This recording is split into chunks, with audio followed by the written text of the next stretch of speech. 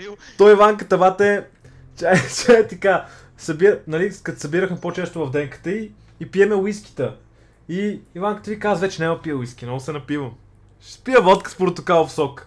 И не, викаме, добре, ще вземе водка с портокалов сок. Това си е топа, бате, водка с портокалов сок. Иванката, защото примерно се напива от 2-3 чаши уиски, разбираш. И после си повръща в ръцете.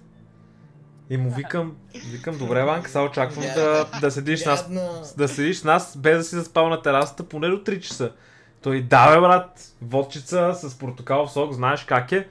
И коперето, братле, в 12 часа вече изпил 2 чаши, не знае къде се намира, почва да...